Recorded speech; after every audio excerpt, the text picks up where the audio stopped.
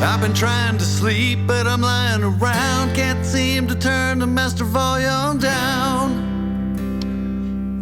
All these sights and sounds washing over me. 3, 2, 1 for noise. Well, Garrett, we are just getting ready to release a new song. The song's called Noise, and you wrote this song. I like this tune. It's different than a lot of the things that True North does. I think it has a little more edge to it. Garrett does the lead vocals on this. So tell me how you came up with the idea for this song. You know, this tune, I hadn't really written a tune in probably 10 to 12 years, I guess. You've kind of, you know, obviously you carry the load on the songwriting with True North typically, but I was laying in bed one night and this riff came in my head, and then I started hearing choral progressions, which is kind of how I write more times than not. I usually start from a chordal progression standpoint, just a riff that I hear. And I kind of dismissed it because, you know, I haven't been writing any music, you know, for quite some time. And then it kept popping in my head over the next 6 months. And I was like, okay, well, I guess I'm going to have to actually do something with this. So, you know, I kept coming back to, as far as the lyrical content, it just, Noise as a title for it just kind of kept recurring to me. And I think it's because, you know, as I think most of us here in America are, there is just so much noise, and whether it's the news, whether it's social media, whether it's our entire lives. It's we don't turn it off. Information overload. Absolutely. Just like this video. Just like this video, right. Social media overload. It is. So overlords. Yeah, that's what it is. And, you know, I think so much of us, you know, so many of us are just completely sick of the noise coming from the left, the right, the activists, the whatever. And what I did realize, though, is, you know, as I was thinking and working through the lyrical content on this song, it's like, you know, when you really stop and unplug from your phone or from the TV or whatever, all of a sudden it's like, you know, my life, I don't see that in everyday life. Now, you know, I mean, a lot of the noise and the controversy, and not to say it doesn't exist, I know it does, but you know, I think media and you know, let's face it, the almighty dollar drives business and ratings and blah blah blah. So division, absolutely, division drives ratings, and division is noise. And if I'm with you. And I mean, I just feel blessed, especially as, you know, we went through the COVID crap and everything else. Living in rural America, you know, especially, you know, both of us live in small towns. You know, I just don't see that crap.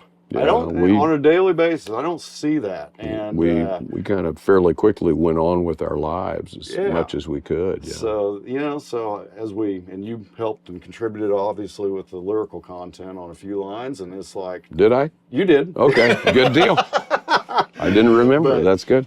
You know, it's like, come on, if we can just kind of tune out the noise a little bit. So my royalty check will be up on this. Okay, good. I need a new guitar pick. I'll buy you a cup of coffee and not a Starbucks. That's exactly. The cheap stuff. The cheap stuff, that's right. Yeah, exactly. But, I like the fact, too, that we brought in, again, as we were talking about on Junior's Field, we brought in a young man, Matt Francis, who goes regionally by the name Cleveland Blue, really fine vocalist, fine guitar player.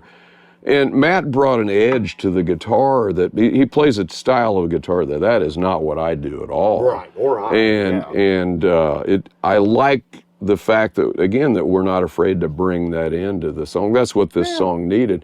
Well, Matt's noisy. He's a noisy player. So we needed more noise. That's right. And I do like the way that we arranged I have to give credit on the rhythmic electric guitar parts. That's Keith Richards. Yeah. I mean, that's tuned to open G, just like Keith tunes his Strat. Well, take the sixth string off, you know. Yeah. Well, in the primary acoustic guitar part that you laid down, was different. It's different than what I originally envisioned, but it is so much better and drives the tune in a way that, you know, because I think you used an open tuning. Yeah, I was in Open G. You're Open G. Keith Richards tuning without all the heroin. Right. But So it's when you think about tumbling dice, and so many of those Stones songs for the guitar players, they know this. I mean, he does that in an open, many times G tuning. Was this in G? Do you remember what key? Yeah, it's in G. Okay, so yeah, it's open G, and no sixth string. You take the sixth string off if you're going to really do the Keith thing, and it makes. There's no question it makes for a different guitar sound and it works really well for tunes like that. Because this has a little of that tumbling dice. Doesn't sound like that song, but it has a little of that feel to it. And I'm excited. It's something just different. Again, it's nice having you sing lead. That way I can step back and get a drink of coffee and let you do it. So that's right. good. Well, yeah, we'll see how our fans, because I don't think I've never sang lead on any of our tunes that we've recorded and put out there. This is the first one, I think. Really? So, yeah. So that'll be interesting. interesting. I didn't know that. Okay. Hope it doesn't suck too bad. Well, maybe I'm out of a job. Yeah, I do whatever. I do play mandolin. So you don't play mandolin yet, No, do I you? don't play Okay, mandolin. well, I can keep the mandolin That's gig, right. so that's good. But it is kind of cool that one thing I think it's really fun and really enjoyable about the point in our career that we're at, you know, having done this for 22 years together with the same guys in the band. Right. It's a lot of fun being able to cover such a wide spectrum of music. Right. You know, I mean, we've done tunes that, you know, like Just Because. Right. In the last couple of years that are more, you know, of a big band kind of feel. Almost a jazz light feel, if you will. And this is more of a rocker. So I mean, absolutely. I think it's pretty cool that we're able to, you know, because of our you know, label and management. Yeah, the management. They allow us to do that. Yes, since we have no label, we're our own label.